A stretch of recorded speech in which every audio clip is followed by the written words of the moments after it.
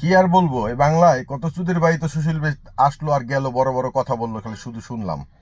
কেন গালি দিলাম হয়তো বা অনেকে মন খারাপ করতে পারেন। আসলে বিষয়টা হচ্ছে এই যে এক ভদ্রলোক দেখেন, তিনি ফেসবুকে ড্রাইভারদের যে মানে যৌক্তিক দাবি দাওয়াগুলি আছে, কোনো এক সংগঠন এটা আহ, করছে, এটাকে নিয়ে সে ফেসবুকে পোস্ট দিছে যে আসেন দেখেন একটু হেসে নেই ড্রাইভারদের আবদার দেখে। বুঝেন মানুষ কতটা নিচু মন মানসিকতার হইলে এগুলি করতে পারে। এই শহরে একমাত্র মানে ড্রাইভাররাই আছে যারা ঠিকঠাক মতো পারিশ্রমিক পায় না। এরা সবচাইতে বেশি পরিশ্রম করে অথচ পারিশ্রমিকটা ঠিক মতো পায় না, একমাত্র ড্রাইভাররাই। আমি ড্রাইভার তার জন্য বলতেছি না, আপনারা নর্মালি একটা জিনিস চিন্তা করেন যে একজন ড্রাইভারের ডিউটি কয় ঘন্টা। অনেকেই ভাবে যে ড্রাইভারের কোনো কাজ আছে নাকি, শুধু বসে থাকে। ভাই, বসে তো সিকিউরিটি গার্ডও থাকে, তাহলে কি তাদের কি কোনো কাজ নাই? এটা কি তাদের কাজের ভিতরে পড়ে না? তাদেরকে কষ্ট হয় না? যদি এটা মনে করেন তাহলে একদিন বসে থেকে দেখেন কেমন লাগে। একদিন ওই সিকিউরিটির চেয়ারে, ওই ড্রাইভিং সিটে উঠে বসে দেখেন যে নিচের থেকে, গোয়ার নিচ থেকে, মুখটা খারাপ করানো লাগলো, পাশার নিচের থেকে যখন হিট উঠবে আর উপরের থেকে যখন হিট নামবে, তখন বুঝবেন যে কত ধানে কত চাল। আর একটা কথা, এখানে বেশ কিছু কমেন্ট পড়লাম, কমেন্টেও কিছু সুশীলবিদ ভদ্রলোকেরা কমেন্ট করে গেছেন, বিভিন্নভাবে হাসাহাসি করলেন, চালকদেরকে বিভিন্নভাবে ছোট করলেন। আসলে বিষয়টা হচ্ছে, আপনার গাড়ি আপনি নিজে চালাইলেন, আমি মানলাম যে আপনি সেলফ ড্রাইভ করলেন, তাতে আমার কোনো যায় আসে না, কোনো কষ্ট হবে না।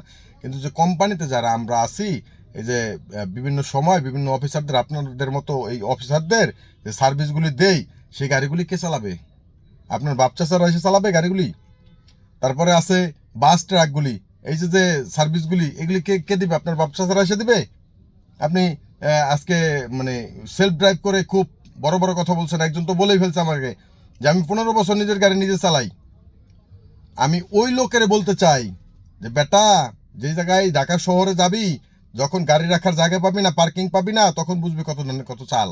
যে ড্রাইভার কেন রাখা লাগে? একজন ড্রাইভারের কাছে গাড়ি দিয়ে তাকে নিয়ে যাস একটা জায়গায়, যাওয়ার পরে নেমে সুন্দর মতো হেঁটে চলে যায়, আর ওই ড্রাইভার গাড়ি কোথায় রাখবে, কিভাবে থাকবে, তার কোনো পরোয়া নাই। ঠিক আছে? তো ড্রাইভার ছাড়া এই শহর চলবে না। এই শহর না, শুধু পৃথিবীতে কোনো জায়গায় চলবে না ড্রাইভার ছাড়া। আপনি দেখেন, উন্নত কান্ট্রির কথা যদি বলি, আমেরিকার কথা যদি বলেন, আমেরিকায় সেলফ ড্রাইভ সবচেয়ে বেশি। কেন? তাদের ড্রাইভারদের পারিশ্রমিক ঠিকঠাক মতো দিতে হয়, বিদায় ড্রাইভারদের স্যালারি অনেক টাকা আসে। এইগুলি না পেরে কিছু কিছু বাঙালি, যেমন কি বলবো, হঠাৎ বড়লোক বাঙালি আমেরিকায় গেছে কোনো কোম্পানির ভিসায়, চুরি করে এক প্রকার কোম্পানির ভিসা, টুরিস্ট ভিসায় গেছে, যাইয়া মনে করেন থেকে গেছে গা, আর আসবে না বাংলাদেশে। তো এই ধরনের বাঙালিরা করে কি, সেলফ ড্রাইভ করে বিদেশে গিয়ে। তো এরা মনে করে যে আমি তো বিদেশে গাড়ি চালাইতেছি, বাংলাদেশে কেন পারবো না? বেটা, বাংলাদেশে আয়া গাড়ি চালাও, তারপর বুঝবা কত টানে কত চাল।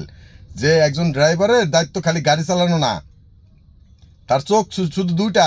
তুমি তো দেখো দুইটা চোখ, একজন ড্রাইভারের চোখ লাগে 5টা। ঠিক আছে?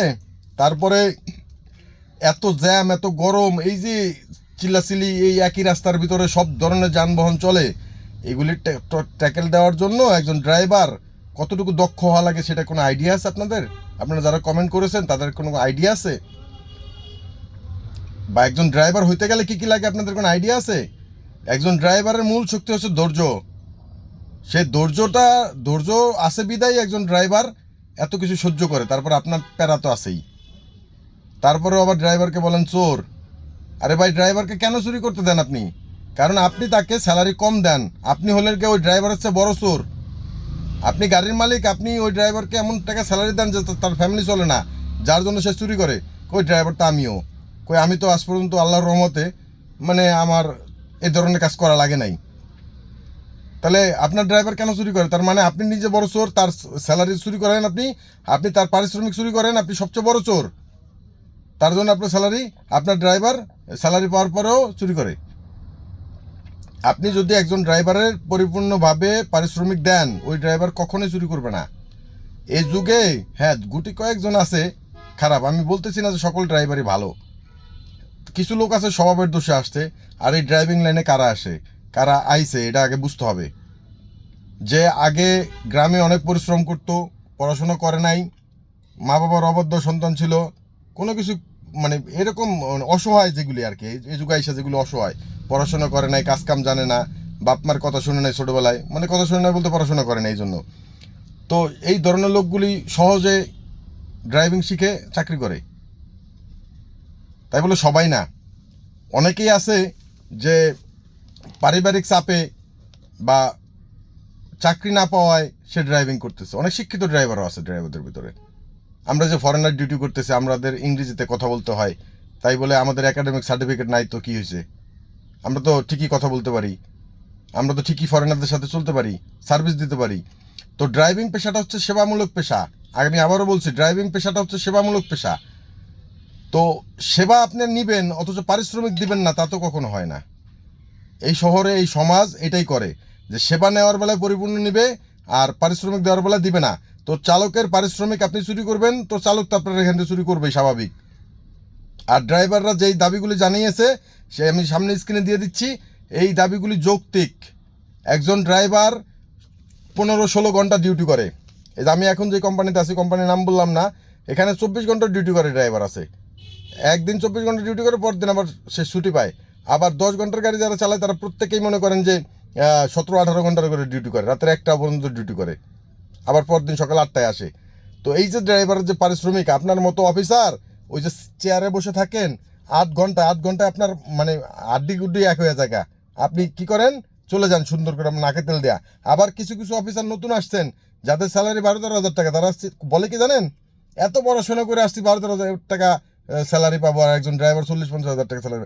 আরে গাদার বাচ্চা, তোর পড়াশোনা যে করেছে সেই লোকে বড় ভুল করছে, কারণ তোর মতো মানুষের পড়াশোনা করার যোগ্য নাই।